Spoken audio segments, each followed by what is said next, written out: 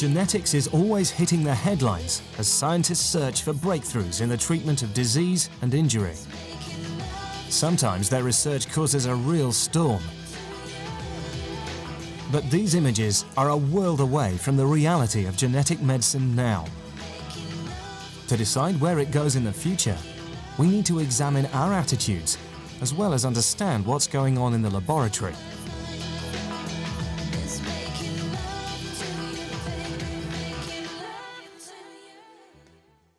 Discoveries will be made, new things will be known, and what we've got to decide is how to take them forward.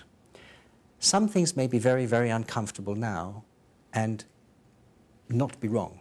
Other things are uncomfortable and may be wrong. And we've got to make some ethical, some moral, some scientific decisions as a society as to whether we will take them forward.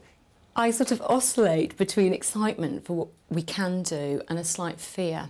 We've recently heard that we can now look at IVF embryos to look for those that may have defective genes in order to only implant the ones that are healthy. Now that in its own right is great, that's fantastic, but the implications of that and how far we go down the line of the designer baby is scary. It's scary, and that's why we have ethical committees to look at these things, and I think it's important that we do that. Human knowledge always advances, and once you find something, you discover something, you can't really take it back. You can't push it back. What's important is how you use it, and that is the most important thing. It's how you use it, and that shouldn't be just a decision for doctors or scientists to make. It should be a decision that society makes, and there has to be an open, healthy debate about how that is used. Parliament has had to set up committees to regulate this rapidly developing science. These committees are wrestling with huge issues that may affect the lives of all of us. They're constantly monitoring where we should draw the line. Should we allow selection of embryos?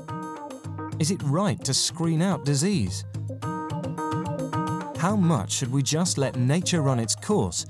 And how much should we allow science to alter our genetic destiny?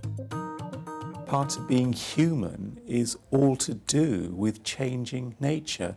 Once we started wearing clothes, burning fires, cooking our food, using antibiotics, in a sense, we were going against nature. And there aren't many people that would want to go back to before we had those sorts of technologies. But these new technologies are part of our changing expectations of what doctors can do for us, particularly when it comes to babies.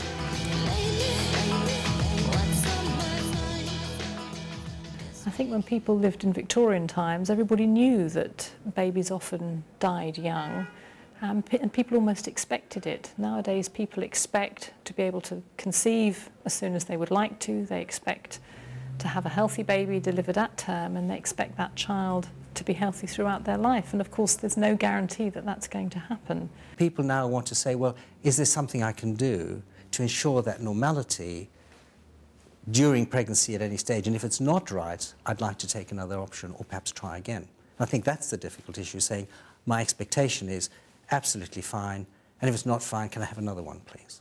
I think our raised expectations do sometimes create problems because people are not prepared for when things go wrong. And some people have worried that instead of children being seen almost as a gift, whether or not you believe in God, but just they arrive and you do your best with them, we'll start to treat them as if we were buying a car. In other words, where you have certain standards that you expect.